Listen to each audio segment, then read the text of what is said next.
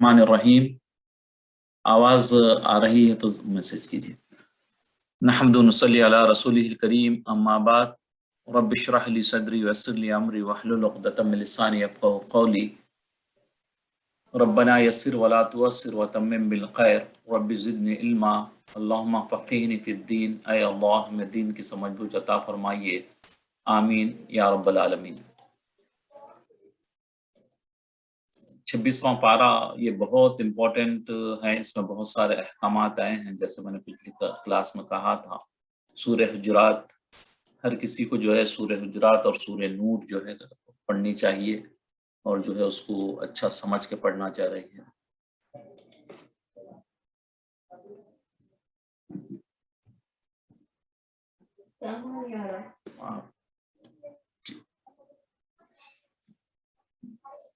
اعوذ باللہ من الشیطان الرجیم، بسم اللہ الرحمن الرحیم، یا ایھا الذین آمنوا لا تقدموا بین یدی اللہ ورسولہ واتقوا اللہ ان اللہ سمیع علیم۔ مومنوں کسی بات کی جانب کے جواب میں اللہ اور اس کے رسول سے پہلے نہ بولو۔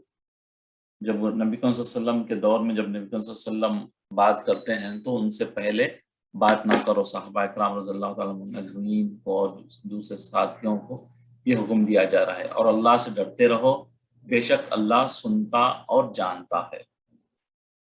اس صورت کے پہلے رکوع کی چوتھی آیت میں لفظ حجرات آیا۔ حجرات یعنی کہ چیمبرز جو ہوتے ہیں نا، آپ کے چھوٹے سے جو مکانات ہوتے تھے اس کو حجرے کہتے ہیں، تو وہ حجرات اسی کے نام سے موسوم ہے یہ سورت کا نام، جس کے معنی ہے وہ بند جگہ، سونے والے کی حفاظت کرے اور کسی کو باہر سے نہ گھسنے دے، یعنی کوٹری جیسے ہوتی ہے، پردے کا مکان ہو۔ یہاں حجرات سے مراد ازواج مطہرات کے مکانات ہیں۔ نبی صلی اللہ علیہ وسلم کے زوج مطہرات جو تھی ان کے مکانات کو یہاں پہ حجرات سے بتایا گیا ہے، چونکہ آگے صورت میں ایک ادب سکھایا گیا ہے کہ جب حضرت صلی اللہ علیہ وسلم حجرے یعنی مکان کے اندر تشریف فرما ہوں تو حجرے کے باہر سے آپ کو پکارا نہ جائے، یہ گستاخانہ انداز ہے، بلکہ صبر کے ساتھ باہر انتظار کیا جائے جب تک کہ آپ حجرے سے باہر تشریف نہ لائیں۔ اس صورت میں جو ہے نا یہ ہے حضرت صلی اللہ علیہ وسلم کا ادب سکھلایا گیا ہے، اور ہدایت کی گئی ہے کہ اللہ اور اس کے رسول صلی اللہ علیہ وسلم کے سامنے اپنی رائے مت چلاؤ،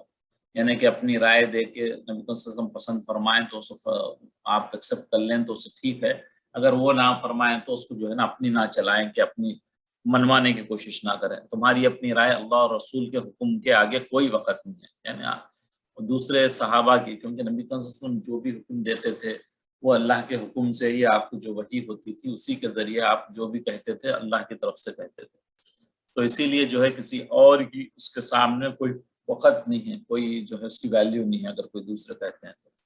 اللہ کے رسول صلی اللہ علیہ وسلم جو کچھ کہیں سر جھکا کر سنو اور خلوص کے ساتھ اس پر عمل کرو۔ رسول اللہ صلی اللہ علیہ وسلم کے سامنے اونچی آواز سے مت بولو، اندر حجرے میں تشریف رکھتے ہو تو پکار کر مت بلاؤ، بلکہ صبر سے انتظار کرو، جب آپ خود باہر تشریف لائیں تو ادب کے ساتھ آپ سے ملاقات کرو، ہر کسی کی بات سن کر بے تحقیق مت مان لیا کرو۔ یہ سب سارے ٹاپکس جو ہیں آنے والے ہیں۔ بیکار الجھنوں اور بات کی پشیمانی سے بچے، بات خالی سنی سنائی بات کو آگے نہ بڑھاؤ۔ پھر رسول صلی اللہ علیہ وسلم کے اتباع کی تعلیم دی گئی کہ جب تمہارے اندر اللہ کے رسول موجود ہیں تو تمہیں آپ کی قدر و منزلت پہچاننی چاہیے، اور یاد رکھو کہ ایمان والے سب آپس میں بھائی بھائی ہیں، کسی کو کسی پر زیادتی نہ کرنا چاہیے۔ اگر مسلمانوں کی دو جماعتوں میں آپس میں اختلاف ہو جائے، کچھ ڈفرینسز آ جائے تو ان کے آپس میں صلح کرا دو۔ کوئی اگر سے دلوں میں خلیش آ گئی ہے ایک دوسرے کے تو ان کو جو ہے صلح کرانا بہت بڑا اجر ہے، دونوں کو صلح کروانا کا۔ اور اگر کوئی مسائل پر آمدہ نہ ہو تو زیادتی کرے اس سے لڑ کر اس کو سیدھا کر دو، اور دیکھو آپس میں جو اگر کوئی زیادتی کر رہا تو جو ہے اس کو آپ سکھا دیں، اس کو بتا دیں، اس کے آپ ساتھ دیں جو دوسرا جس پر زیادتی ہو رہی ہے۔ جھگڑے ذرا ذرا سی باتوں سے پیدا ہو سکتے ہیں، مثلا کسی سے جو ہے مذاق سے کسی کو برے نام سے پکارنا، اس سے بھی جو ہے برے القاب سے پکارنا، لنگڑے، کالے، اندھے یا کچھ اور، تو اس سے جو ہے نا اس میں لڑائی جھگڑے ہوتے ہیں۔ کسی کا عیب ظاہر کرنا، پیٹ پیچھے کسی کی برائی کرنا، غیبت کرنا، چغلی کھانا، کسی کی طرف سے بدگمانی کرنا، کسی کے کچے چٹے ان کے بھیدوں کو جاننا اور لوگوں تک پہنچانا، یہ سب بری باتیں ہیں، ان سب سے بچو۔ تمام انسان آدم حوا کی اولاد ہیں، کسی کے پاس آگے پیچھے کوئی چیز ہو گئی ہے تو آپ کو جو ہے نا اس میں یہ نہیں کرنا چاہیے، ذات پات ہے، خاندان ہے، قوم، برادری جیسے ہوتی بہت سارے جگہوں پہ، یہ میں سے ایک دوسرے کو اللہ تعالیٰ جو ہے نا پہچان کے لیے بنائے ہیں کہ آپ ایک دوسرے کو پہچان ہو۔ جیسے اب ایک دنیا ہے، انڈیا ہے جیسے مثال کے طور پہ، تو انڈیا میں کیا ہے، اب آپ کو اسٹیٹس بنے ہیں، اسٹیٹس میں آپ کو ڈسٹرکٹس ہیں، ڈسٹرکٹس میں تعلقات ہوتے ہیں، پھر تعلقوں میں محلے، محلوں میں گلی، گلی میں مکان۔ تو یہ تعارف ہے، یہ سب سارے چیزیں جو بناتے کہ آدمی پہچانے ایک دوسرے کو۔ تو اسی طریقے سے اللہ تعالیٰ جو ہے نا جو قبیلے بنائے ہیں تاکہ وہ ایک دوسرے کو پہچانے، ان کے اللہ تعالیٰ نے بنائے ہیں ان کے الگ الگ قبیلے، تو وہ ایک اس میں کوئی بڑا یا چھوٹا نہیں ہے، بڑا تو اللہ کے نزدیک وہ ہے جو اللہ کا تقوی اختیار کرتا ہے، اللہ کے پاس جو اللہ جس سے راضی ہوتا ہے وہ اللہ کی نظر میں اونچا ہے، اور کسی پہ ایک دوسرے پہ فوقیت نہیں ہے، ایک بڑا ایک چھوٹا کچھ نہیں ہے، سب اللہ کے بندے ہیں، اور اللہ کے نزدیک زیادہ مرتبہ والا وہی شخص ہوگا جس سے زیادہ ڈرے، وہ اللہ سے جو جتنا زیادہ ڈرنے والا ہوگا، تقوی والا ہوگا، اور تمام گناہوں اور بری باتوں سے بچے گا۔ اللہ تعالیٰ تمہارے کاموں کو دیکھ رہا ہے، حتیٰ کہ وہ تمہارے دلوں تک کی باتوں سے واقف ہے، دل میں آپ کے جو خیال آتا ہے ہمارے، اللہ تبارک تعالیٰ اس کو جانتے ہیں کہ کیا خیال ہمارے دل میں آیا ہے۔ جس نے کفر اور شرک سے توبہ کر کے کلمہ پڑھ لیا وہ مسلمان ہے، اب اسے چاہیے کہ اسلام کے جو مقرر کیے ہوئے طریقے پر چلے، نیک کام کرے، برے کاموں سے بچے، تاکہ اس کے دل میں ایمان کی روشنی پیدا ہو۔ اسلام میں داخل ہو کر کسی پر اپنا احسان مت جتاؤ، ایمان کی دولت تو ایک احسان خداوندی اللہ تبارک تعالیٰ نے عطا کیا ہے آپ کو ایمان کی دولت سے، اور اللہ کی نعمت، اور یہ مت سمجھو کہ جیسے انسان کو دھوکہ دیا جا سکتا ہے اسی طرح اللہ کو بھی دھوکہ دے سکتے ہیں۔ اللہ سے کوئی چیز چھپی نہیں ہوئی، آسمان ہو یا زمین میں ہو یا غار میں ہو یا جنگل میں ہو یا کہیں بھی ہو، اللہ تبارک تعالیٰ سب جانتے ہیں، یا ہمارے لیپ ٹاپ میں چھپے ہوں کوئی ہماری چیزیں، یا آپ کے فون میں چھپے ہیں کوئی چیزیں، وہ سب اللہ تبارک تعالیٰ جانتے ہیں۔ حدیث میں رسول اکرم صلی اللہ علیہ وسلم کا ارشاد ہے کہ حضرت عبداللہ بن عمر سے روایت ہے کہ رسول اللہ صلی اللہ علیہ وسلم نے فرمایا، تم میں سے کوئی شخص مومن نہیں ہو سکتا جب تک کہ اس کی ہوائے نفس، یعنی کہ نفس اس کی، یعنی اس کی خواہشات اور نفس کے جو ہے، نفس جو چاہتا ہے وہ کرنے کی چیزیں میری لائی ہوئی ہدایت کے تابع نہ ہو جائے، یعنی کہ آپ کا دل کچھ اور چیز چاہتا ہے، کوئی چیز اور پسند کرتا ہے، لیکن وہ مومن نہیں ہو سکتا اگر نبی کریم صلی اللہ علیہ وسلم کی جو شریعت لائے اس کے جو ہے نا مطابق اس کی زندگی نہ ہو جائے۔ اب جیسے میرے کو کوئی اور چیز دل میں جو ہے نا کوئی اور خواہش ہے، جیسے کہ گانے کی خواہش ہے یا مجھے ناچنے کی خواہش ہے، لیکن یہ میرا ناچنا گانا شریعت میں ہے نہیں ہے، تو میں جو ہے نا اس کو ناپسند کروں کر کے جو ہے جب اس میں آ جاؤں گا تو ہی میں مومن ہوں گا۔ میرا نفس چاہ رہا کہ میں یہ چیزیں کروں، نفس چاہ رہا کہ میں کوئی رشوت لوں، نفس چاہ رہا میرے کہ سود پہ پیسہ دے کے میں اس سے پیسے حاصل کروں، لیکن جب یہ تابع ہماری ہو جائیں گے تو ہم مومن ہیں، اگر ہم تابع نہیں ہوئے، نفس کے تابع ہو گئے تو پھر جو ہے ہم اس میں نبی کے تابع نہیں ہو کے نفس کے تابع ہو جائیں گے تو پکے مومن نہیں ہیں۔ تو یہ نبی صلی اللہ علیہ وسلم فرما رہے ہیں۔ سورہ میں یہ پہلا حکم ایمان والوں کے لیے بیان ہوا ہے کہ اللہ اور اس کے رسول صلی اللہ علیہ وسلم کی اجازت سے پہلے تم کسی کے قول یا فعل میں سبقت مت کرو، اور شاید کہ بعض علماء مفسرین نے لکھا ہے کہ وہ وارث الانبیاء ہیں، مشائخ ہو یا علماء دین ہو یا اسکالرس کہیں آپ، یہ کیا ہے، انبیاء کے وارث ہیں۔ اور دلیل میں یہ واقعہ نقل فرمایا کہ کسی موقع پر حضور صلی اللہ علیہ وسلم نے دیکھا کہ حضرت ابو درداء جو ایک صحابی ہیں وہ حضرت ابو بکر صدیق کے آگے چل رہے تھے، کیونکہ ابو بکر صدیق سب سے افضل ہیں سارے انسانوں میں انبیاء کے بعد، تو آپ سب سے افضل ہیں، تو ابو درداء جو ہے نیچے کیٹیگری کے صحابہ میں سے ہیں تو آگے چل رہے ہیں، تو یہ دیکھ کر حضور صلی اللہ علیہ وسلم نے حضرت ابو درداء کو تنبیہ فرمائی، آپ کو جو ہے منع فرمایا، اور جو ہے ارشاد فرمایا کہ کیا تم ایسے شخص کے آگے چلتے ہو جو دنیا آخرت میں تم سے بہتر ہے، یعنی دنیا میں بھی بہتر ہے آپ سے اور آخرت میں بھی بہتر ہے، تو ان کے آگے نہ چلیں۔ اور فرمایا کہ دنیا میں آفتاب و طلوع و غروب کسی ایسے شخص پر نہیں ہوا جو انبیاء کے بعد ابو بکر سے بہتر و افضل ہو، سب سے بہتر سارے انسانوں میں حضرت ابو بکر صدیق ہیں، سارے انبیاء کے بعد جو انبیاء ہیں وہ تو معصوم ہوتے ہیں، صحابہ میں سب سے افضل اور سارے انسانیت میں سب سے افضل آپ ہیں۔ या अय्युहल्लज़ीना आमनू ला तर्फ़ऊ अस्वातकुम फ़ौक़ सौतिन नबी व ला तजहरू लहू बिलक़ौलि कजहरि बअज़िकुम लिबअज़िन अन तहबत अअमालुकुम व अंतुम ला तशऊरून। ये आयत जो है ना, खास तौर से आप मदीना मुनव्वरा अगर जाएंगे, ख़वातीन तो उस तरफ नहीं जा सकते, लेकिन मर्द हजरात जिस तरफ से ज़ियारत करते हैं, वहाँ की जालियों पे ये आयत लिखी हुई है कि ए अहले ईमान, अपनी आवाज़ें पैगंबर की आवाज़ से ऊंची ना करो, और जिस तरह आपस में एक दूसरे से ज़ोर से बोलते हो, जैसे हम आम बोलचाल में बातें करते हैं, तो इस तरीके से नबी करीम सल्लल्लाहु अलैहि वसल्लम के सामने ऊंची आवाज़ ना करो।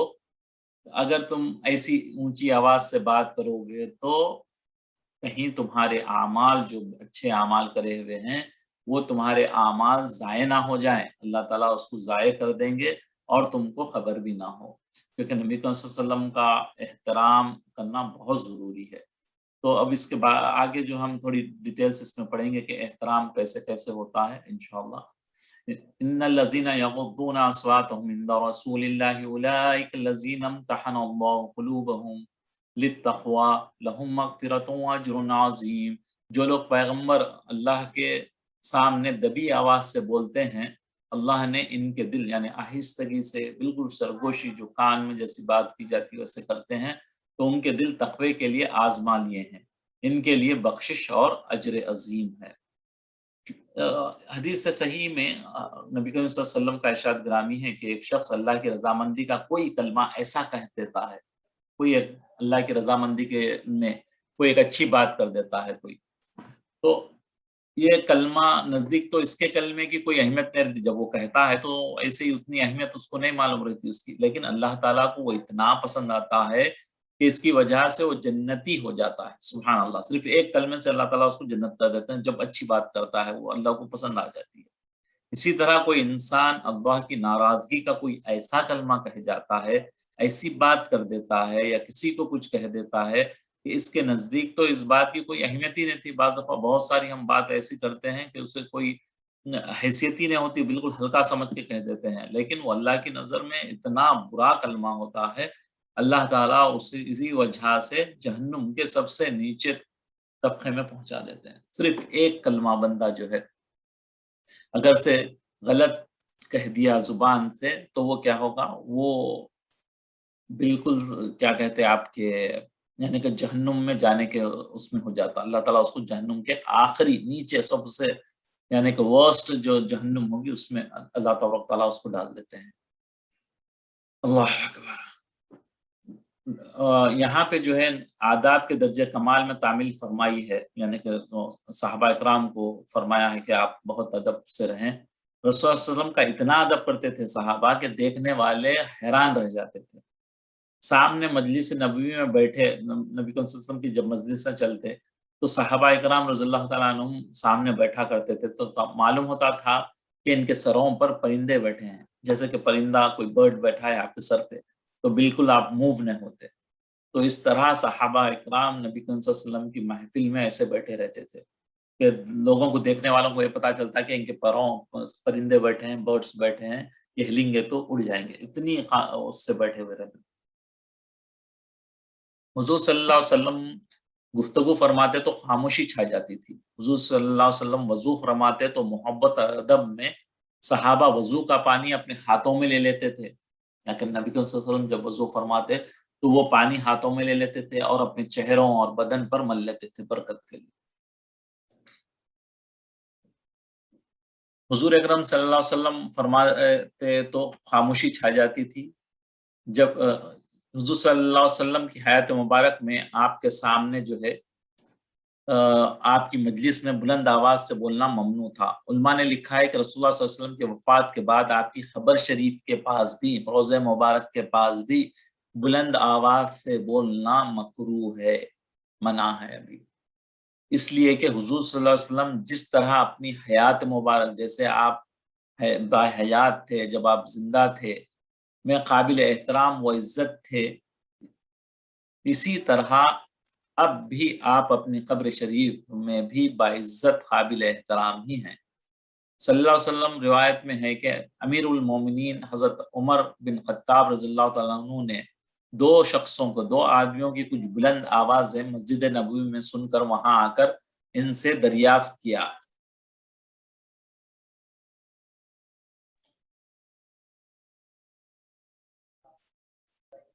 پوچھا کہ تم مسجد میں نبی مسجد، دو شخصوں کی کچھ بلند آوازیں مسجد نبوی میں سن کر وہاں آ کر ان سے دریافت فرمایا، تمہیں معلوم بھی ہے کہ تم کہاں ہو؟ پھر ان سے پوچھا کہ تم کہاں کے رہنے والے ہو؟ انہوں نے کہا کہ طائف کے۔ آپ نے فرمایا کہ اگر مدینے کے ہوتے تو میں تمہیں بری سزا دیتا۔ یعنی ان آیات میں اللہ تبارک تعالیٰ نے اہل ایمان کو آداب نبوت کی تعلیم فرمائی ہے، آگے ان آداب کی بجاوری کی رغبت فرمایا کہ جو لوگ نبی کریم صلی اللہ علیہ وسلم کی مجلس میں تواضع، ادب کے ساتھ، تعظیم کے ساتھ، تکریم سے بولتے ہیں، اللہ تعالیٰ رسول اللہ صلی اللہ علیہ وسلم کی آواز کے سامنے اپنی آواز کو دھیمی، آہستہ سے پست رکھتے ہیں، یہ وہ ہیں جن کے دلوں کو اللہ نے خالص تقوی و طہارت سے مزین کر دیا ہے۔ مولانا شبیر احمد عثمانی رحمۃ اللہ علیہ نے لکھا ہے کہ حضور صلی اللہ علیہ وسلم کی وفات کے بعد نبی کریم صلی اللہ علیہ وسلم کی احادیث سننے پڑھنے کے وقت بھی یہی جو ہے نا ادب کرنا ہے۔ آپ قبر شریف کے پاس جو حاضر ہوں وہاں بھی ان آداب کو ملحوظ رکھنا پڑے گا۔ آپ کے خلفاء علماء ربانین، یعنی خلفاء راشدین ہو، صحابہ اکرام کے ہوں یا علماء ہوں، یا آپ کے جو ہے نا لیڈرز ہوں جو شریعت کے جیسے ہوتے ہیں، جو سے امیر کہتے ہیں جسے، کے ساتھ درجے بدرجے بھی اسی طرح سے ادب میں پیش آنا چاہیے تاکہ جماعتی نظام قائم ہو۔ یعنی کہ ایک رسپیکٹیبل اگر آپ کریں گے تو جو ہے نا اس کا کنٹرول کرنے میں آسانی ہوتی ہے، جب ورنہ پھر جو ہے نا بس ایسے ہی ہو جاتا اگر سے کنٹرول نہ ہوتا اس میں، جو ہر کوئی اپنی منمانی کرے گا، ادب نہیں رہا تو۔ حضور اکرم صلی اللہ علیہ وسلم کی آواز سے زیادہ آواز بلند کرنا خلاف ادب ہے، تو آپ کے احکام و احکامات و ارشادات سننے کے بعد ان کے خلاف آواز اٹھانا بہت بڑا جرم ہے۔ سن کے جو ہے آپ جو ہے نا نبی کریم صلی اللہ علیہ وسلم کی کوئی سنت ہے، کوئی آپ کی جو ہے بات آپ کے سامنے آئی ہے تو اس کے خلاف بھی آواز نہ اٹھانا بہت بڑا گناہ اور جرم ہے۔ ان الذين ينادونك من وراء الحجرات اكثرهم لا يعقلون، جو لوگ تم کو حجروں کے باہر سے آواز دیتے ہیں ان میں اکثر بے عقل ہیں۔ ولو انهم صبروا حتى تخرج اليهم لكان خيرا لهم والله غفور رحيم، اور اگر وہ صبر کیے رہتے یہاں تک کہ آپ خود نکل کر ان کے پاس آتے تو ان کے لیے بہتر تھا، اور اللہ تو بخشنے والا مہربان ہے۔ یا ایھا الذین آمنوا ان جاءکم فاسق بنبأ فتبینوا ان تصیبوا قوما بجہالۃ فتصبحوا علی ما فعلتم نادمین، مومنو اگر کوئی بدکار تمہارے پاس کوئی خبر لے کر آئے تو خوب تحقیق کر لیا کرو۔ آج کے دور میں تو یہ بیماری اتنی زیادہ ہو گئی، اتنی زیادہ ہو گئی، اللہ محفوظ فرمائے۔ کوئی بھی میسج ملتا ہے کوئی تحقیق نہیں کہاں سے آیا، بس پسند آ جاتا ہے، اپنی من پسند لگتا ہے، اپنے من کو پسند ہوتا ہے، اس پہ آپ کا عمل رہتا ہے تو فوری آگے بڑھا دیتے ہیں ہم لوگ۔ حالانکہ اس کو ہم کو تحقیق کرنا چاہیے کہ کس عالم کے پاس سے آیا، اس کی کیا جو ہے نا وہ کون بھیجا ہے، یہ سب ساری چیزیں دیکھنا۔ ویب سائٹس پہ بھی بہت ویب سائٹ میں کئی دفعہ عرض کر چکا ہوں، مختلف قسم کے ویب سائٹس ہیں، تو جب کوئی بات آئی تو پھر علماء سے رجوع ہو کے ان سے پوچھنا چاہیے کہ بھئی یہ بات صحیح ہے یا نہیں ہے، ورنہ جو ہے آپ کو 100% جب شور ہے، آپ نے خود دیکھا ہے، حوالے تھے اس میں، اور جو ہے نا عمل ہوتا ہے اس پہ، بہت ساری چیزیں خالی احادیث پہ، ساری احادیث پہ بھی عمل نہیں ہوتا۔ بہت ساری احادیث ہیں نبی کریم صلی اللہ علیہ وسلم کی، مختلف اوقات میں آپ نے کیا ہے تو اس احادیث پورے لکھے جا چکے ہیں، لیکن ہر حدیث پہ عمل نہیں ہوتا، تو سنت پہ عمل ہوتا ہے۔ جو صحابہ اکرام رضی اللہ تعالیٰ عنہم اجمعین نے جس پہ عمل کیا ہے وہ ساری امت کو کرنا ہے، کیونکہ نبی کریم صلی اللہ علیہ وسلم کی بس وہ دوسری ٹاپک ہو جائے گی، اس میں ہر اس پہ جو ہے عمل نہیں ہوتا۔ پہلے جیسے کہ ایک مثال کے طور پہ نماز کی ایک حدیث ہے جس میں جو ہے نا بہت سارے جگہوں پہ رفع الیدین ہے، رفع یدین جو کرتے ہیں آپ سجدوں کے بعد بھی ہے، رکوع کے بعد بھی ہے، رکوع سے اٹھنے پہ بھی ہے، تو اس طریقے سے ہے، لیکن وہ حدیث ہے لیکن وہ سنت نہیں ہے۔ تو اسی قسم سے بہت سارے احادیث ہیں، تو جو بھی ہے اس کو آگے نہیں بڑھا دینا چاہیے، بہت سوچ سمجھ کے اس میں کرنا چاہیے۔ کسی قوم کو نادانی سے نقصان پہنچا دو، پھر تم کو اپنے کیے پر نادم ہونا پڑے۔ پہلے تو آپ آتے کر دیتے، بعد میں شرمندگی ہوتی کہ بھئی یہ بات صحیح نہیں تھی، مجھے یہ نہیں کہنا تھا۔ تو اس سے پہلے کہ آپ جو ہے نا احتیاط یہ برتیں کہ آپ اس کو اچھی جانچ کر لیں۔ وَاعْلَمُوا أَنَّ فِيكُمْ رَسُولَ اللَّهِ لَوْ يُطِيعُكُمْ فِي كَثِيرٍ مِّنَ الْأَمْرِ لَعَنِتُّمْ وَلَٰكِنَّ اللَّهَ حَبَّبَ إِلَيْكُمُ الْإِيمَانَ وَزَيَّنَهُ فِي قُلُوبِكُمْ وَكَرَّهَ إِلَيْكُمُ الْكُفْرَ وَالْفُسُوقَ وَالْعِصْيَانَ أُولَٰئِكَ هُمُ الرَّاشِدُونَ۔ اور جان رکھو کہ تم میں اللہ کے پیغمبر ہیں، اگر بہت سی باتوں میں وہ تمہارا کہاں مان لیا کریں تو تم مشکل میں پڑ جاؤ، لیکن اللہ نے تم کو ایمان عزیز بنا دیا اور اس کو تمہارے دلوں میں سجا دیا، اور کفر اور گناہ اور نافرمانی سے تم کو بیزار کر دیا، یہی لوگ راہ ہدایت پر ہیں۔ فضلا من اللہ ونعمہ واللہ علیم حکیم۔ اللہ کے فضل اور احسان سے، اور اللہ جاننے والا اور حکمت والا ہے۔ آپ کو جو ہے ایمان کی دولت بخشی ہے اللہ تعالیٰ نے۔ ایک حدیث میں ارشاد ہے کہ مسلمان کا بھائی ہے، اس لیے اس پر ظلم و ستم نہ کرنا چاہیے۔ ایک دوسری حدیث میں ارشاد ہوتا ہے کہ اللہ تعالیٰ بندے کی مدد کرتا رہتا ہے۔ اللہ کیا ہے؟ بندے کی مدد کرتا رہتا ہے جب تک بندہ اپنے بھائی کی مدد کرتا ہے۔ بھائی کی مدد میں لگا رہتا تو اللہ تعالیٰ اس کی برابر مدد کرتے رہتا ہے۔ ایک دوسری حدیث میں ارشاد ہے کہ جو کوئی مسلمان اپنے غیر حاضر مسلمان بھائی کے لیے اس کے پیچھے دعا کرتا ہے تو فرشتہ کہتا ہے آمین، اور تجھے بھی خدا ایسا ہی دے، اللہ تجھے ایسا ہی دے۔ جو دعا ہم پیچھے اپنے بھائی بہن کے لیے کرتے ہیں، اللہ تعالیٰ ایک فرشتہ مقرر کیا ہے، وہ جو ہے کہتا ہے آمین، اور وہ دعا یہ کرتا ہے کہ اللہ تجھے بھی یہ چیز عطا کر دے۔ ایک حدیث میں ارشاد ہے کہ مسلمان سارے کے سارے اپنی محبت، رحم دلی، میل جول میں مثل ایک جسم کے ہیں۔ اگر کسی جسم میں تکلیف ہو تو دوسرا پورا بدن جو ہے تڑپ اٹھتا ہے۔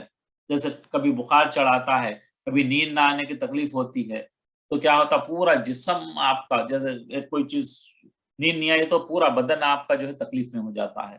اسی طرح سے کوئی ایک انگلی کو اگر سے آپ کٹ لگی ہے تو اس کا دل بھی دکھ رہا ہے، اس کے پورے بدن میں تکلیف محسوس ہوتی ہے۔ تو اسی طریقے سے پورے مسلمان مومنین ایک باڈی کی مانند ہے۔ ایک باڈی میں جب تکلیف ہوتی تو وہ دل میں تکلیف ہونا چاہیے کہ کسی مسلمان کی کوئی تکلیف ہوگی۔ اور صحیح حدیث میں ہے کہ مومن مومن کے مثل دیوار کے ہے، جس کا ایک حصہ دوسرے حصے کو مدد کرتا ہے، تقویت دیتا ہے، طاقت دیتا ہے اور مضبوط کرتا ہے۔ پھر آپ نے اپنی ایک ہاتھ کی انگلیاں دوسرے ہاتھ میں ڈال کر بتائی، یہ ڈال کے بتائی کہ کیسے مضبوط ہوتا ہے یہ رشتہ، دونوں انگلیاں جب مل جاتے ہیں تو۔ ایک حدیث میں ہے کہ مومن کا تعلق اہل ایمان سے ایسا ہے جیسے سر کا تعلق جسم سے ہے۔ مومن اہل بیان کے لیے وہی دردمند کرتا ہے جو درمندی جسم کو سر کے ساتھ ہے۔ تو یہ اتنے احادیث مختلف قسم کے ہیں۔ حدیث میں، اور ایک حدیث میں حضور اقدس صلی اللہ علیہ وسلم نے فرمایا ہے کہ دنیا میں جو عدل و انصاف کرتے رہے وہ موتیوں کے ممبروں پر رحمان عز و جل کے سامنے ہوں گے۔ سبحان اللہ، جو انصاف کرتے ہیں لوگوں کے درمیان میں، عدل کے ساتھ انصاف کرتے ہیں تو اللہ تعالیٰ کے سامنے کتنی بڑی ہے، وہ بھی جو ہے نا موتیوں کے ممبروں پہ سیٹ سمجھیے بیٹھنے کی ممبر سے، اور یہ بدلہ ہوگا ان کے عدل اور انصاف کا۔ اللہ تعالیٰ جو ہے نا کتنی بڑی جو ہے نا اس میں انعام رکھا ہے جو عدل اور انصاف کرتے ہیں۔ وَإِن طَائِفَتَانِ مِنَ الْمُؤْمِنِينَ اقْتَتَلُوا فَأَصْلِحُوا بَيْنَهُمَا فَإِن بَغَتْ إِحْدَاهُمَا عَلَى الْأُخْرَى فَقَاتِلُوا الَّتِي تَبْغِي حَتَّى تَفِيءَ إِلَى أَمْرِ اللَّهِ فَإِن فَاءَتْ فَأَصْلِحُوا بَيْنَهُمَا بِالْعَدْلِ وَأَقْسِطُوا إِنَّ اللَّهَ يُحِبُّ الْمُقْسِطِينَ۔ اور اگر مومنوں میں سے کوئی دو فریق آپس میں لڑ پڑیں، کوئی دو لڑائی ہو جائے تو ان میں صلح کراؤ، ان کو بیچ بچاؤ کر کے بھائی ایک دوسرے کے جو ڈفرینسز ہے اسے دور کر دو۔ اور اگر ایک پارٹی دوسرے پر زیادتی کرے تو زیادتی کرنے والے سے لڑو، یعنی کہ اگر کوئی کسی نے دوسرے کو یہ نقصان پہنچایا ہے، جو کمزور ہے اس کی مدد کرو، یہاں تک کہ وہ اللہ کے حکم کی طرف رجوع ہو جائے، وہ بات کو مان لے، اللہ اور رسول نے جو فیصلہ دیا ہے ان چیزوں میں اس کو مان لے۔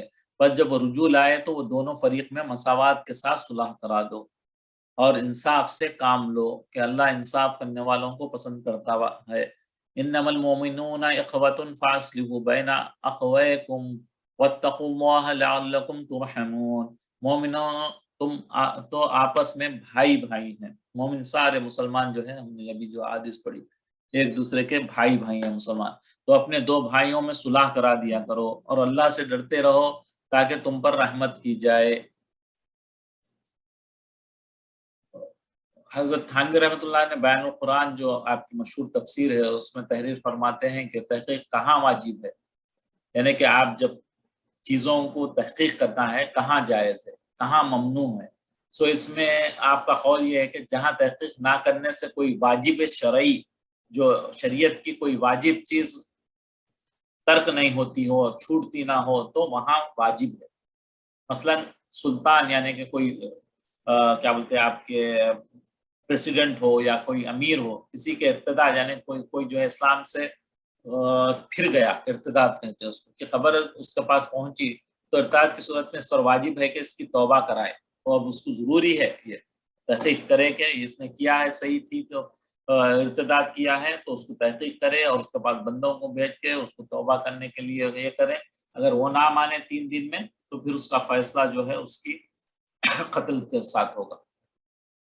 اور دوسرا جو ہے سلطان نے سنا کہ فلاں شخص فلاں کو قتل کرنا چاہتا ہے، ایک امیر ہے جو اس کو معلوم ہوا کہ ایک آدمی قتل ہوا، چونکہ بوجہ سلطان ہونے کے حفاظت رعایا کی اپنے پبلک کی اس کی جو ہے نا اس کی حفاظت کرنا ہے، سیفٹی امیر کے اس میں ہے، اس کے ذمہ واجب ہے، اس لیے اس خبر کی تحقیق اور انتظام واجب ہے، اس کی اب تحقیق کرنا ضروری ہے اس کو، اور کوئی واجب فوت نہیں ہوتا ہے تو تحقیق نہ کرنے سے اس دوسرے شخص کا بھی کوئی ضرر نہیں ہوتا ہو تو وہاں تحقیق کی ضرورت نہیں ہے۔ مثلا کسی نے یہ سنا کہ فلاں شخص مجھے جسمانی یا مالی ضرر نقصان پہنچانا چاہتا ہے تو اپنے دفاع بچاؤ کے لیے ایسے موقع پر تحقیق جائز ہے، اور تحقیق کرنے سے اپنی کوئی دفاع یعنی کہ کوئی پرابلم نہیں ہے اور اس دوسرے کو برا بھی نہیں لگتا ہے تو تحقیق حرام ہے،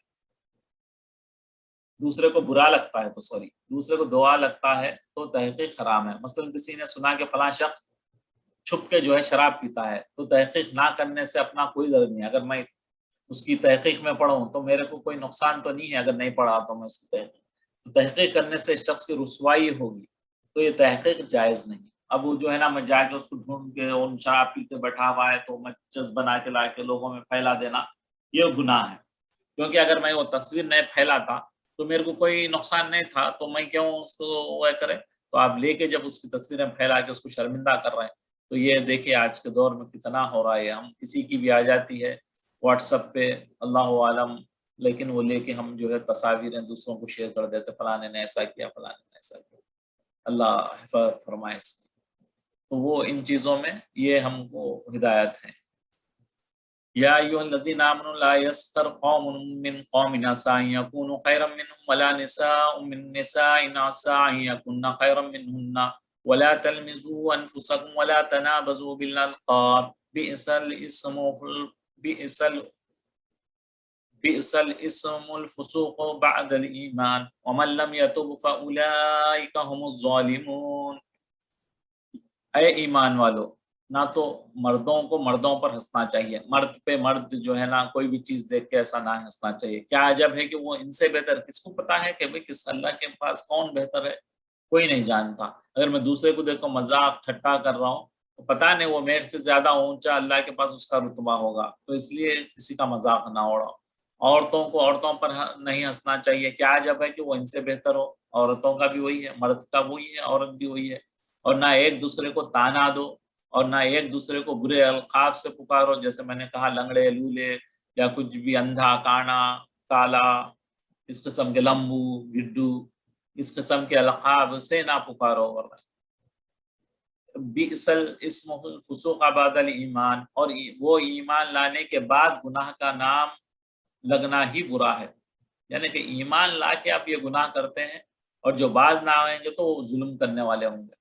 ایک دفعہ نبی کریم صلی اللہ علیہ وسلم کے ازواج مطہرات میں اما عائشہ رضی اللہ تعالیٰ عنہ ایک دفعہ فرمایا کہ وہ پستہ خط ایک دوسری زوجہ محترم کا جو ہے خط تھوڑا سا کم تھا، تو انہوں نے کہا تھا صرف ایک بات کہی تھی کہ وہ چھوٹے خط والی، نبی کریم صلی اللہ علیہ وسلم نے فرمایا کہ عائشہ تم نے ایک ایسا کلمہ کہہ دیا ہے اگر اس کلمے کو لے جا کر سمندر میں ڈال دیں تو سمندر سارا کڑوا ہو جائے.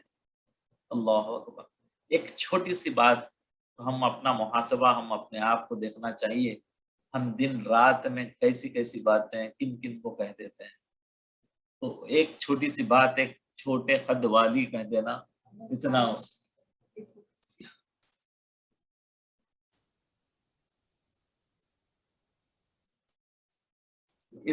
اس آیت میں پہلی چیز جس سے مسلمانوں کو روکا گیا ہے وہ ہے کہ مذاق ہے، ایک دوسرے کی ہنسی نہ کریں جس سے دوسرے کی تحقیر ہو، دوسرا جو ہے اس کو انسلٹ فیل ہو اور اس کا دل ٹوٹے اور اس کا دل دکھی ہو جائے. یہ حرام ہے. اور ہنسی جس سے دوسرے کا دل خوش ہو وہ مزاح اور خوش طبعی کہلاتی ہے، اور ایسی ہنسی جائز ہے. یہ ایسی دوسروں کو ہنسانا جائز ہے، لیکن اس میں بھی کوئی جھوٹ نہ ہو. آپ اگر سے کسی کو مذاق کر رہے ہیں تو اس میں سچائی ہو تو ایسا مذاق کیا جائے، لیکن اس کو جھوٹا مذاق نہ کیا جائے. بلکہ بہت سے حالات میں مستحب ہے. تمسخر یعنی ہنسی اور ٹھٹے میں کسی کو بے عزت کرنا، یہ باہمی عداوت کی جڑ ہے. یعنی آپ اگر مذاق کریں گے تو اس کے دل میں دشمنی پیدا ہو جاتی، پھر جو ہے نا معاشرے میں ایک دوسرے سے دشمنی پیدا ہو جاتی. وہ ایک دفعہ آپ اڑائیں گے تو وہ رہتا کہ میں بھی اس کا مذاق اڑاؤں، پھر ایک دوسرے کو نیچا کرنے کی کوشش میں لگے رہتے ہیں. اور جو ہے پھر کسی کا مذاق اڑانا اس بات کی دلیل ہے کہ خود تو عیب سے پاک ہیں. اب ہم کسی کا مذاق اڑاتے ہیں تو ہم یہ سمجھتے ہیں کہ ہمارے پاس کوئی عیب ہی نہیں ہے. تو اسی لیے ان چیزوں سے بچنے کا حکم دیا گیا ہے کہ کسی پہ جو ہے تانا زنی نہیں کرنا، کسی کا مذاق نہیں اڑانا.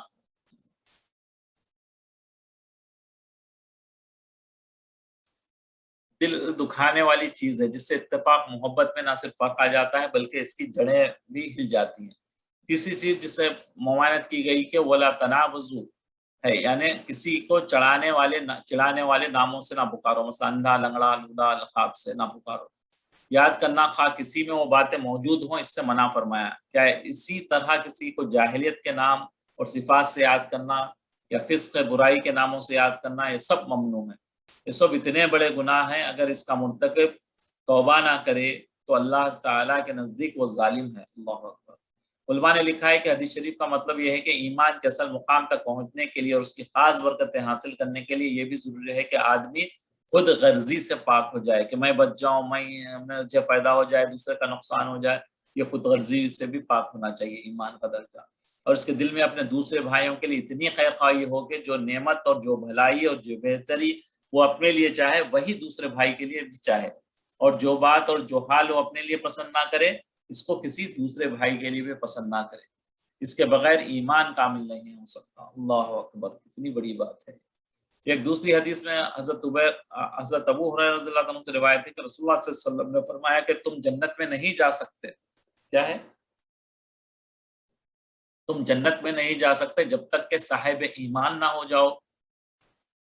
اور تم پورے مومن نہیں ہو سکتے جب تک کہ تم میں باہم محبت نہ ہو. اللہ اکبر. کیا میں تم کو ایسی بات نہ بتلاؤں کہ اگر اس پر عمل کرنے لگو تو تم میں باہم محبت پیدا ہو جائے گی، ایک دوسرے کے درمیان محبت پیدا ہو جائے گی. وہ بات یہ ہے کہ تم اپنے درمیان سلام کا رواج پھیلاؤ اور اس کو عام کرو. اس حدیث سے معلوم ہوا کہ ایمان کا دعویٰ کرنے والی کسی قوم اور کسی معاشرے کے ایمان کی تکمیل کے لیے ضروری ہے کہ ان میں باہمی محبت ہو. مشہور حدیث ہے حضرت ابو ہریرہ سے روایت ہے کہ مسلم وہ ہے جس کی زبان درازیوں، زبان کی جو ہے کیا بولتے ہیں آپ کی بد زبانی سے دوسرے جو ہے مسلمان محفوظ رہیں، اور مومن وہ ہے جس کی طرف سے اپنی جان اور مالوں کے بارے میں لوگوں کو کوئی خوف و خطرہ نہ ہو. یعنی کہ آدمی کے کوئی دوسرے کی یہ آپ کو کانفیڈنس ہے یہ بندے سے جو ہے نا میرے کو جان کا نقصان ہے نا، تو پھر وہ مومن ہے. نہ مال کا نقصان ہے، کہ خوف نہ ہونا اس کو. اور ایک حدیث شریف میں حضرت عبداللہ بن مسعود سے روایت ہے کہ رسول اللہ صلی اللہ علیہ وسلم نے ارشاد فرمایا کہ مومن لان تان کرنے والا نہیں ہوتا، اور نہ فحش گو بکواس کرنے والا ہوتا ہے، نہ خراب باتیں کرنے والا ہوتا ہے، نہ گالی گلوچ کرنے والا ہوتا ہے، نہ بد کلامی کرنے والا ہوتا ہے، نہ جو ہے نا فضول وحیات باتیں کرنے والا ہوتا ہے، دوسروں کے خلاف زبان درازی کرنے والا ہوتا ہے. یہ عادتیں کیا ہیں؟ سب خراب عادتیں ہیں. یہ فسق لکھا ہے اس کو. ایک حدیث میں رسول اللہ صلی اللہ علیہ وسلم نے ارشاد فرمایا کہ تم اپنے بھائی کے عیب کو ظاہر نہ کر شاید اللہ تعالیٰ اس کو معاف کر دے اور تجھ کو مطلع کر دے۔ اللہ اکبر، یہ بھی کتنی خطرناک چیز ہے۔ ہم کسی کی برائی کرتے ہیں تو پتہ نہیں وہ رات میں توبہ کر لے یا اسی وقت توبہ کر لے تو اس کی وہ برائی تو دھل گئی، ہم جو برائی کریں تو وہ ہمارے اعمال نامے میں لکھ دیا گیا۔ تو اسی لیے ہم کسی کی برائی نہ کریں بھائی، ہمیں کیا کرنا ہے، اللہ جانے، وہ اس کا بندہ ہے، وہ جانے، وہ رب جانے اور وہ بندہ جانے، اور تجھ کو مطلع کر دے۔ ہو سکتا ہے اللہ تعالیٰ جو اس کو معاف کر دے اور تیرے کو وہی بیماری جو جس کو تو نے کہا تھا وہی اس میں تو ہم کو مبتلا نہ کر دے۔ اسی طرح فرمایا گناہوں سے توبہ کرنے والا ایسا ہے گویا اس نے کبھی گناہ کیا ہی نہیں، اور یہ کسی کو خبر نہیں کہ کس نے کب توبہ کی ہوئی، کب کر لیا توبہ، کسے کیا پتا ہے۔ جس کو تم برا کہتے ہو اس نے توبہ کر لی ہو، اور جس کو تم تکبر اور غرور میں قابل مذاق سمجھتے ہو وہ تو اپنا عاجزی و انکساری کی وجہ سے اللہ کے نظر میں معزز ہو گیا ہو، بہتر ہو گیا ہو، اچھا ہو گیا ہو، اور تم اپنی بلند و پاکی کے زور میں اللہ کے مجرم ٹھہرو، اور جو ہے نا آپ جو ہے نا یہ کہہ کے کہیں اللہ کے سامنے مجرم نہ ہو جاؤ۔ یہاں ایک واقعہ بولتا ہوں، میرے آفس کا ہے، لیکن یعنی کہ میرے پاس جو ہے برٹشرز تھے پہلے بہت سارے اسٹاف میں، ایک برٹشر تھا بہت جو ہے نا بالکل ذرا گھمنڈ غرور میں جیسے لگتا تھا وہ، تو وہ جو ہے میں ہمیشہ اس کو مسکرا کے سلام کرتا تھا، وش کرتا تھا، ہائے ہلو کرتا تھا۔ تو بہت دن کے بعد اس نے مجھ سے کہا کہ بھائی تم کیسے اپنے آپ کو ایسے مینٹین کرتے کہ مسکراتے ہوئے سلام کرتے تو میں نے بولا کہ میرے یہ نبی کا جو ہے نا مجھے حکم ہے کہ جس سے بھی ملو میں مسکرا کے ملوں اور جو ہے اس کو وش کروں، اس کو سلام کروں۔ تو وہ اتنا امپریس ہوا اس سے، بولا کہ میں بھی اب کوشش کروں گا کہ میں مسکرا کے لوگوں سے ملوں اور جو ہے نا لوگوں کو وش کروں۔ تو ایک چھوٹی سی سنت یعنی کہ نبی صلی اللہ علیہ وسلم نے جو دی ہے، جو ایک معاشرے کو جوڑنے کے لیے، محبت پیدا کرنے کے لیے، سلام کو پھیلاؤ، یعنی اس میں محبتیں پیدا ہوتی ہیں۔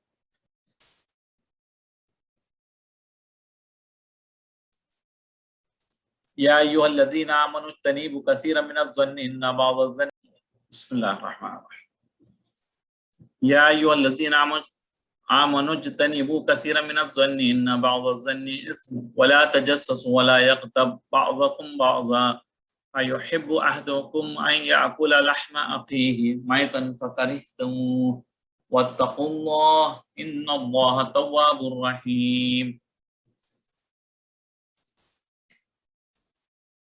اے اہل ایمان، بہت گمان کرنے سے اعتراض کرو، بدگمانی کرنے سے پرہیز کرو، بدگمانی نہ کرو۔ بعض بدگمانی جو ہے گناہ ہے بہت بڑا، اور ایک دوسرے کے حال کا تجسس نہ کرو، ایک دوسرے کے جو ہے نا ٹو میں جو کہتے ہیں نا ہم لوگ، ٹو میں نہ رہو کسی کی، جو کرتا ہے کرنے دو اس کا، ان جواب دینے والا ہم اس کے داروغانی ہیں۔ اور نہ کوئی کسی کی غیبت کرے، کیا تم میں سے کوئی اس بات کو پسند کرے گا کہ اپنے مرے ہوئے بھائی کا گوشت کھائے؟ اس سے تو تم ضرور نفرت کرو گے، تو غیبت نہ کرو اور اللہ کا ڈر رکھو، بے شک اللہ توبہ قبول کرنے والا مہربان ہے۔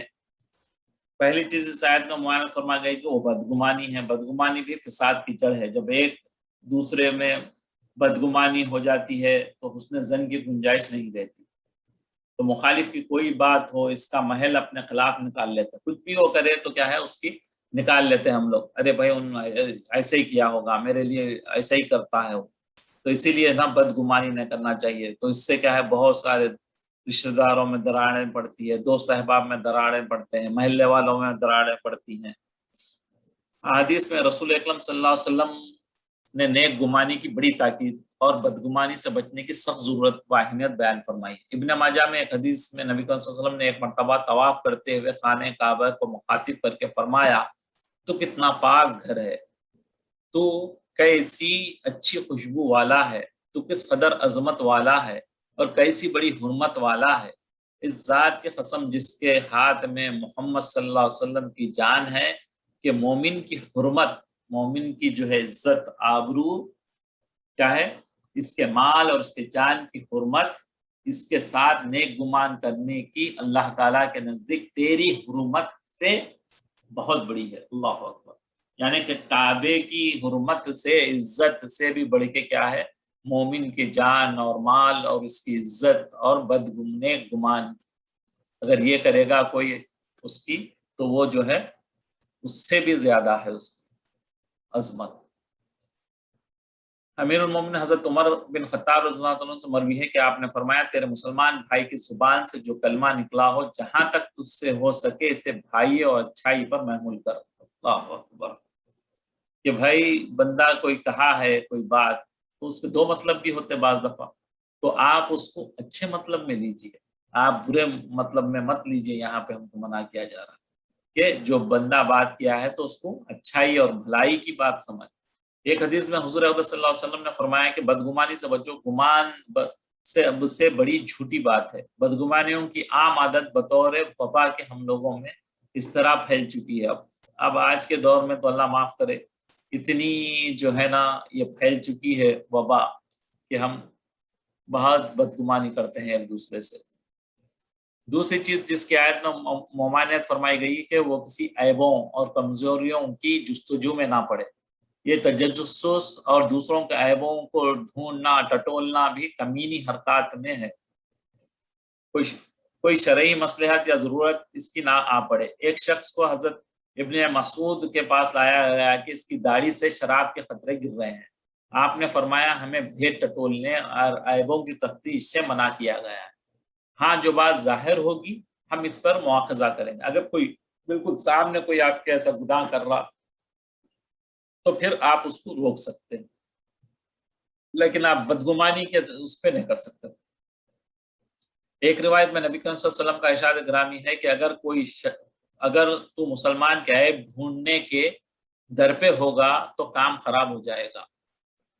نبی کریم صلی اللہ علیہ وسلم دوسری روایت میں فرمایا کہ جو کوئی کسی کی پردہ پوشی دنیا میں کرے گا اللہ اس کے پردہ پوشی آخرت میں کرے گا۔ جب سب سے امپورٹنٹ وقت ہوتا ہے کہ پردہ کرنے کا تو اللہ تعالیٰ جو ہے نا اس وقت پردہ کرے گا۔ جب اب پردہ نہیں ہے تو اس وقت اللہ تعالیٰ پردہ، ابھی تو چل جائے گا دنیا میں لیکن وہاں بہت ضرورت ہوگی۔ جو آج ہم دنیا میں کسی کا پردہ پوشی کر رہے ہیں تو اللہ جو ہے ہماری پردہ پوشی کرے گا۔ تیسری چیز شاید میں معنی فرمائی گئی کہ وہ یہ ہے کہ کوئی کسی کی غیبت اور بدگوئی نہ کرے۔ غیبت یعنی کسی کی غیر حاضری میں اس کے عیوب کو عیبوں کو بیان کرنا، ایک تو بزدلی کی بات ہے، دوسرے اس کے ساتھ چھپی دشمنی ہے، یعنی آدمی کو دل میں اس کے ساتھ خلش ہو تو ہی اس کی بات کرتا ہے برائی سے، اور دوسرے اس کی دلیل اس کو ذلیل کرنا ہوتا ہے۔ صحیح مسلم میں ایک حدیث ہے کہ نبی صلی اللہ علیہ وسلم نے پوچھا کہ تم جانتے ہو غیبت کیا ہے؟ لوگوں نے عرض کیا کہ اللہ اور اس کا رسول ہی جانتا ہے۔ آپ نے فرمایا کہ کسی کی پیٹھ کے پیچھے ایسی بات کرنی جو اسے ناگوار ہو، اسے پسند نہ ہو۔ کسی نے عرض کیا کہ اگر اس میں دراصل وہ بات موجود ہو تو پھر کیا؟ فرمایا یہی تو غیبت ہے۔ اگر واقعتاً وہ بات موجود نہ ہو تب تو بہتان ہے، وہ اس سے بھی بڑا گناہ ہے۔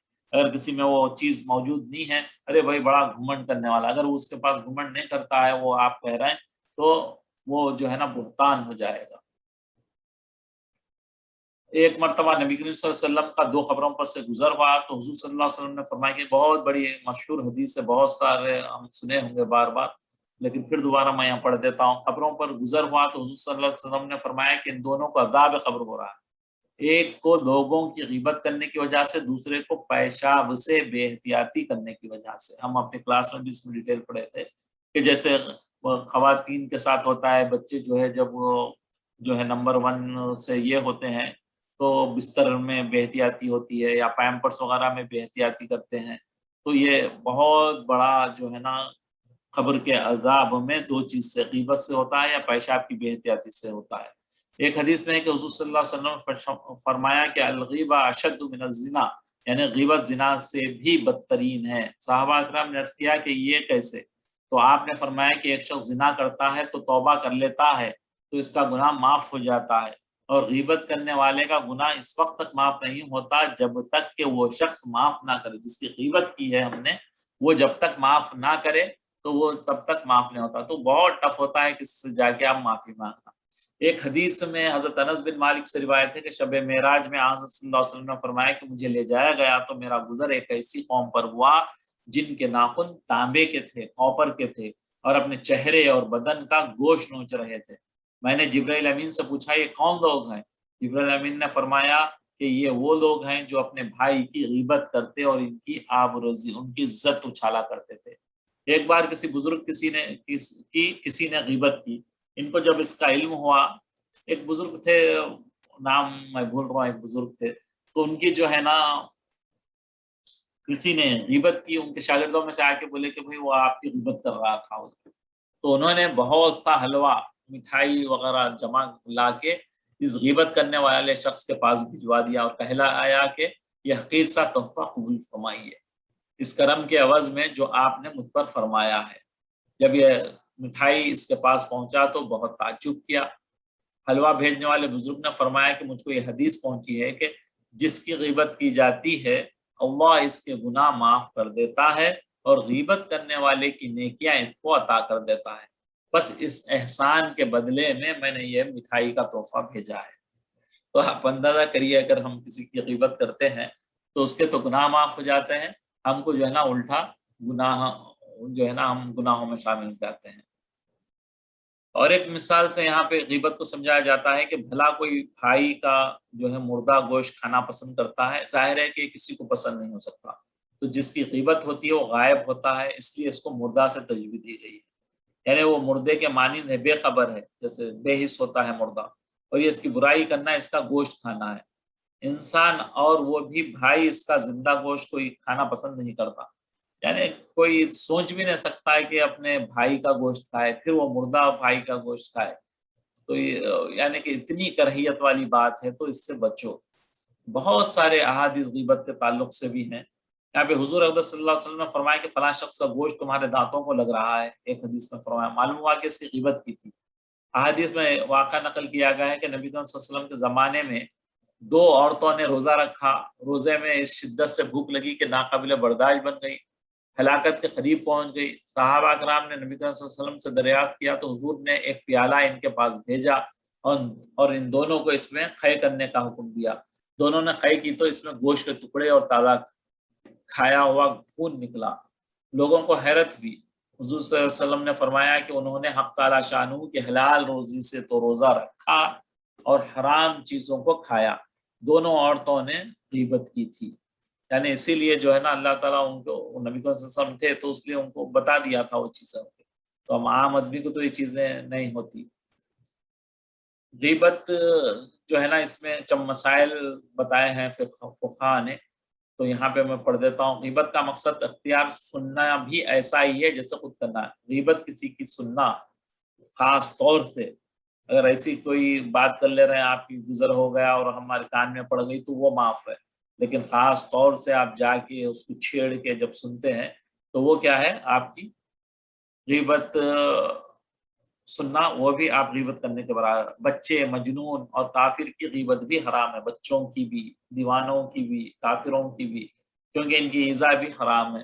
اور جو کافر اگرچہ ان کی ایذا حرام نہیں مگر اپنا وقت ضائع کرنے کی وجہ سے بھی غیبت مکروہ ہے، یعنی کافر کی کر رہے ہیں تو آپ یعنی حرام نہیں ہے بلکہ کراہیت ہے، مکروہ ہے، کیونکہ آپ اپنا وقت ضائع کر رہے ہیں۔ غیبت جیسے قول و کلام سے ہوتی ہے ایسے ہی فعل یا اشارے سے بھی ہے۔ غیبت جیسے ہم زبان سے کرتے ہیں ایسے ہی جو ہے آپ اشاروں سے بھی غیبت کی جاتی ہے، تو اس سے بھی بچنے کی ضرورت ہے ہمارے کو کہ اشارے سے کسی کو غیبت کرے۔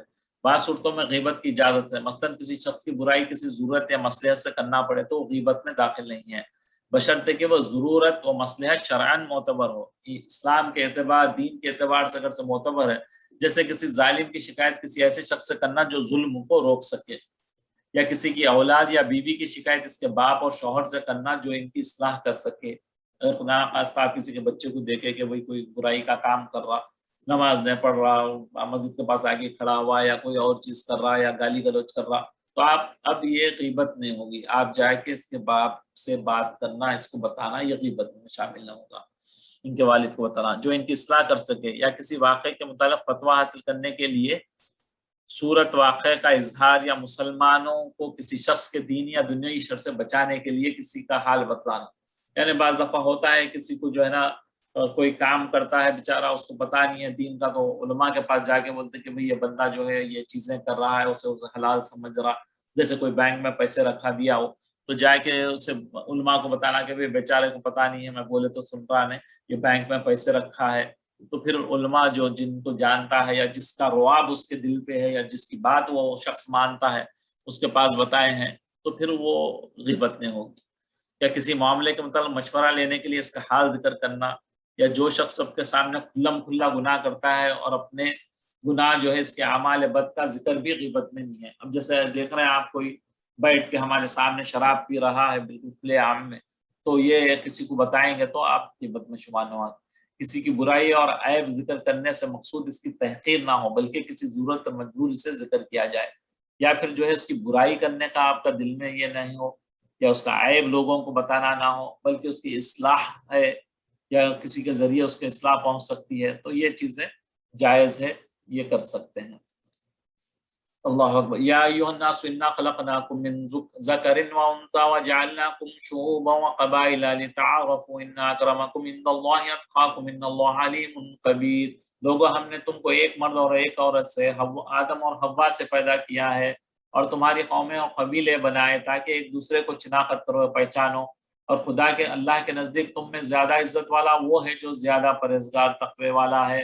بے شک اللہ سب کچھ جاننے والا اور سب سے خبردار ہے. یہ ہم نے ڈیٹیل میں بات ہو چکی ہے. قالت الاعراب آمنا قل لم تؤمنوا ولكن قولوا اسلمنا ولما يدخل الايمان في قلوبكم وان تطيعوا الله ورسوله لا يلتكم من اعمالكم شيئا ان الله غفور رحیم. دیہاتی کہتے ہیں کہ ہم ایمان لے آئے. کہہ دو کہ تم ایمان نہیں لائے بلکہ یوں کہو کہ ہم اسلام لائے، اور ایمان تو انہوں ابھی باقی ہے، تمہارے دلوں میں داخل نہیں ہوا، اور تم اللہ اور اس کے رسول کی فرمانبرداری کرو گے تو اللہ تمہارے اعمال سے کچھ کم نہیں کرے گا. بے شک اللہ بخشنے والا مہربان ہے. حدیث میں ہے کہ حضرت عبداللہ بن عمر رضی اللہ تعالیٰ عنہ روایت ہے کہ فتح مکہ کے دن حضور صلی اللہ علیہ وسلم نے اپنی اونٹنی پر سوار ہو کر بیت اللہ کا طواف فرمایا تاکہ سب لوگ دیکھ سکیں، اور طواف سے فارغ ہو کر آپ نے خطبہ دیا اور اس میں ارشاد فرمایا شکر ہے اللہ کا جس نے فقر، جہالت اور اس کے تکبر کو تم سے دور کر دیا.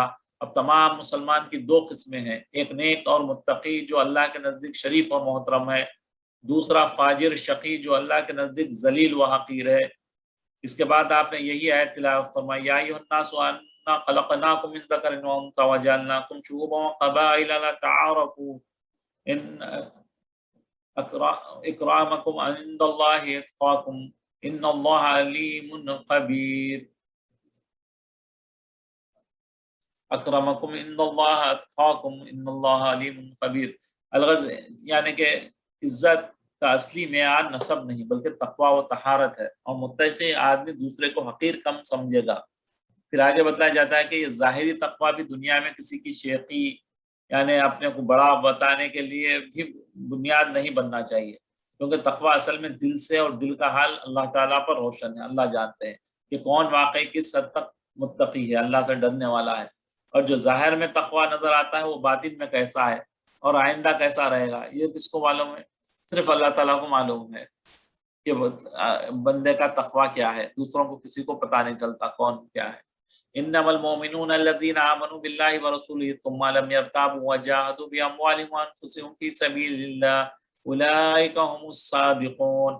مومن تو وہ ہیں جو اللہ اور اس کے رسول پر ایمان لائے پھر شک میں نہ پڑے اور اللہ کی راہ میں مال اور جان سے لڑے، یہی لوگ ایمان کے سچے ہیں. قل اتعلمون اللہ بدینکم اللہ یعلم ما فی السماوات وما فی الارض واللہ بکل شیء علیم. ان سے کہو کیا تم اللہ کو اپنی دینداری جتلاتے ہو، اور اللہ تو آسمان اور زمین کی سب چیزوں سے واقف ہے اور اللہ ہر شے کو جانتا ہے.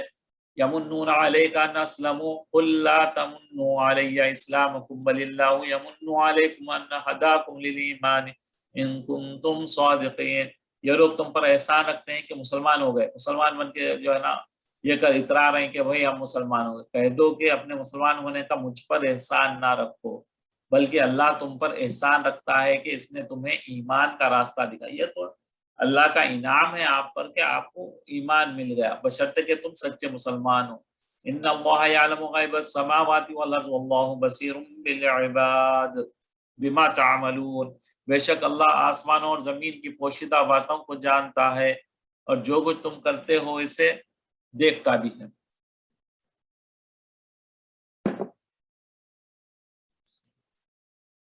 سورہ قاف سٹارٹ ہوتا ہے. یہ بھی بہت خوبصورت سورت ہے، یعنی سنے پڑھے تو بہت اس کو لطف آتا ہے پڑھنے. بسم اللہ الرحمن الرحیم. قاف والقرآن المجید. قرآن مجید، قاف قرآن مجید کی قسم کہ محمد پیغمبر ہے، اللہ کے پیغمبر ہیں. بل عجیب ان جاءهم منذر منهم فقال الكافرون هذا شيء عجیب. لیکن ان لوگوں نے تعجب کیا کہ انہی میں سے ایک ہدایت کرنے والا ان کے پاس آیا، تو کافر کہنے لگے کہ یہ تو بات ایک عجیب ہے کہ بھئی ہمارے میں سے ایک آیا، کوئی فرشتہ نہیں آیا، جیسے کئی بار ہم نے پڑھا ہے، تو انہی میں سے ایک آیا ہے، بلکہ عجیب ہے یہ بات. تو بلکہ کافر کہتے ہیں اَإِذَا مِتْنَا وَكُنَّا تُرَابًا ذَلِكَ رَجْعٌ بَعِيدٌ. بھلا جب ہم مر گئے اور مٹی ہو گئے تو کیا پھر ہم زندہ ہوں گے؟ یہ زندہ ہونا عقل سے بعید ہے. مٹی بن گئے آپ، راکھ بن گئے جلا دینے کے بعد، یا پانی میں بہہ گئے تو کیا پھر زندہ ہو کے آئیں گے؟ یہ کافر کہتے ہیں. قد علمنا ما تنقص الارض منهم وعندنا کتاب حفیظ. ان کے جسموں کو زمین جتنا کھا کر کم کرتی جاتی ہے ہمیں معلوم ہے، اور ہمارے پاس تحریری یادداشت بھی ہے. بل کذبوا بالحق لما جاءهم فهم في امر مریج. بلکہ عجیب بات یہ ہے کہ جب ان کے پاس دین حق آ پہنچا تو انہوں نے اس کو جھوٹ سمجھا، سو یہ ایک الجھی ہوئی بات میں پڑے رہے. جب اللہ کے نبی نے دین پہنچایا تو کیا سمجھے سارے نبیوں میں، تو اس کو جو ہے نا بیکار کی چیز ہے، یہ صحیح نہیں ہے، یہی سمجھتے رہے وہ لوگ کہ یہ جھوٹ سمجھا اسے. ایک بات ہے ایسی پرانے لوگوں کی، قوم نوح ہو، اصحاب رس ہو، عاد، سمود، قوم، جب سارے جتنے بھی گزرے ہیں، تبا، ہر ایک نے اپنے رسولوں کو جھٹلایا، جس کا نتیجہ یہ ہوا کہ تکذیب کرنے والے ہلاک کر دیے گئے. اس لیے لوگوں کو گزشتہ قوموں کے حالات سے سبق حاصل کرنا چاہیے. اللہ تعالیٰ بار بار کیوں بتا رہے ہیں کہ ہم کو سبق حاصل کرنا ہے؟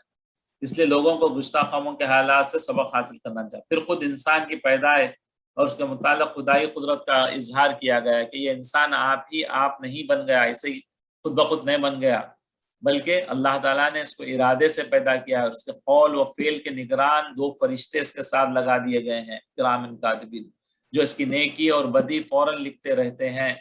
اور آخر ایک وقت اس انسان پر ایسا آنا ہے جب اس پر موت کی بے ہوشی طاری ہونی ہے، اور موت کا آنا یقینی ہے. پھر جب انسان کو موت آ گئی اور اس کی دنیا کی زندگی ختم ہو گئی تو اس کے بعد ایک وقت آئے گا جب کیا ہے، سور پھونکا میں ماری جائے گی. اس وقت تمام انسان جہاں بھی ہوں گے پھر زندہ ہو کر اٹھ کھڑے ہوں گے، اور وہ ہولناک دن شروع ہو جائے گا جس سے تمام اللہ کے نبی اور رسول ڈراتے رہے. جتنے رسول نبی گزرے ہیں وہ سب اپنے قوموں کو قیامت کے دن سے ڈراتے تھے کہ نیک اعمال کر لو، قیامت آنے والی ہے. قیامت میں انسان اپنے اعمال کے مطابق دوزخ یا جہنم میں جائے گا. افلم ينظروا الى السماء فوقهم كيف بنيناها وزيناها وما لها من فروج. کیا انہوں نے اپنے اوپر آسمان کی طرف نگاہ نہیں کی کہ ہم نے اس کو کیوں کر بنایا اور کیوں کر خوشنما سجایا، اور اس میں کہیں جو ہے پھٹا ہوا شگاف تک نہیں ہے. والارض مددناها والقینا فيها رواسي وانبتنا فيها من كل زوج بهيج. اور زمین کو دیکھو ہم نے کیسے پھیلایا اور اس میں پہاڑ رکھ دیے اور اس میں ہر طرح کی خوشنما چیزیں اگا دی، پھول، بہترین پودے، ہرے بھرے مختلف قسم کے پھل، یہ سب اللہ نے خوبصورت بنا دیا. ہرے جھاڑ پہ لال آم لگے ہوئے رہتے، پیلے آم لگے ہوئے رہتے، کیسے خوبصورت لگتے دیکھنے کو آنکھوں کو. کہ اللہ تعالیٰ نے خوشنما بنایا تھا، بالکل اسکائی آپ کو آسمان، پھر گرین نیچے جھاڑیاں، سبحان اللہ کتنا خوبصورت لگتا ہے. مختلف قسم کے کلر کے پانی دیکھنے والوں کو آنکھوں کو کتنا بھلا لگتا ہے. تبصرۃ و ذکریٰ لکل عبد منیب، تاکہ رجوع کرنے والے بندے ہدایت اور نصیحت حاصل کر سکیں. یہ سب کیوں بنایا اللہ؟ کہ لوگ اللہ کی مان لیں، اللہ کو مان لیں، اللہ کو اپنا رب مان لیں. وَنَزَّلْنَا مِنَ السَّمَاءِ مَاءً مُبَارَكًا فَأَنبَتْنَا بِهِ جَنَّاتٍ وَحَبَّ الْحَصِيدِ. اور آسمان سے برکت والا پانی اتارا اور اس سے باغ اور اگائے اور کھیتی کا اناج اگایا. وَالنَّخْلَ بَاسِقَاتٍ لَهَا طَلْعٌ نَضِيدٌ. اور لمبی لمبی کھجوریں جن کا گاب تہ بتہ ہوتا ہے، لمبی لمبی کھجوریں بنائی.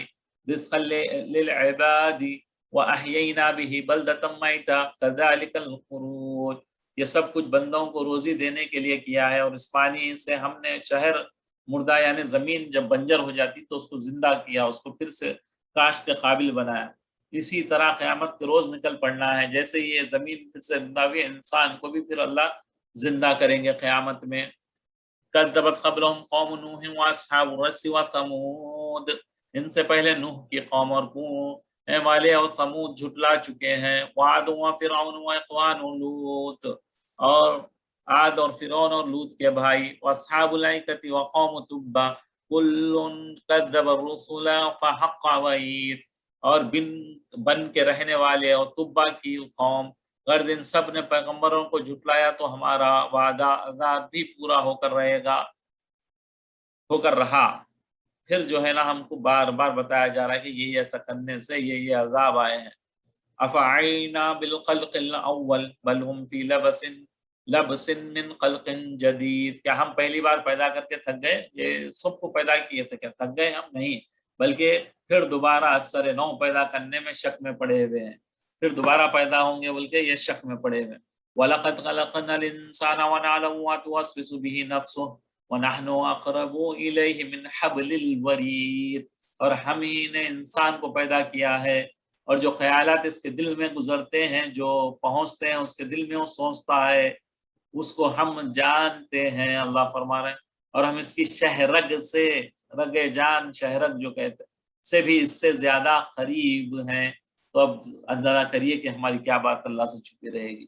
اذ يتلقى المتلقيان عن اليمين وعن الشمال قعيد، جب وہ کوئی کام کرتا ہے تو دو لکھنے والے کرام کاتبین جو بیٹھے ہیں وہ لکھتے ہیں، جو دائیں بائیں بیٹھے ہیں لکھ لیتے ہیں۔ ما يلفظ من قول الا لديه رقیب عتید، رقیب عتید جو فرشتوں کے نام ہیں وہ لکھنے بیٹھے ہوئے ہیں۔ کوئی بات اس کی زبان پر نہیں آتی مگر ایک نگہبان اس کے پاس تیار رہتا ہے۔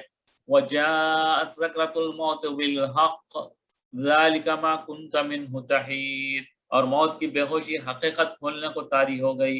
اے انسان، یہی وہ حالت ہے جس سے تو بھاگتا تھا، سمجھتا تھا کہ موت آنے ہی والی نہیں ہے، یہ جو ہے نا تیری موت ہے۔ انسان کو یہ ہم پہلے پڑھ چکے ہیں تو پھر میں اس کو آگے بڑھتا ہوں۔ وَنُفِخَ فِي الصُّورِ ذَلِكَ يَوْمُ الْوَعِيدِ، اور سور پھونکا جاوے گا، یہی دن ہوگا وعید کا۔ یہ بہت یہاں سے جو ہے قیامت کے بارے میں ڈیٹیل تھا، تو ہم کل انشاءاللہ اس کو کنٹینیو کریں گے۔ آج کلاس کو ہم یہیں ختم کرتے ہیں، انشاءاللہ جوائن کریے کل، انٹرسٹنگ ٹاپکس ہے اس میں انشاءاللہ۔ سبحانک اللہم وبحمدک نشہد ان لا الہ الا انت نستغفرک ونتوب الیک۔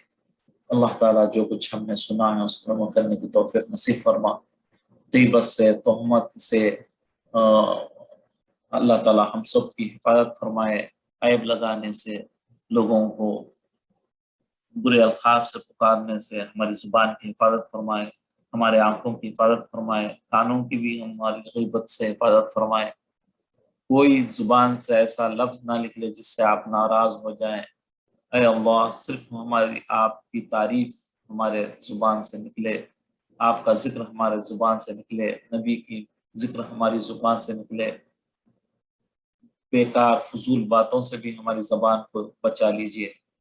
اللہ تعالیٰ اپنے کرم، اپنے رحم سے ہماری تمام دعاؤں کو قبول فرمائیے، آمین یا رب العالمین۔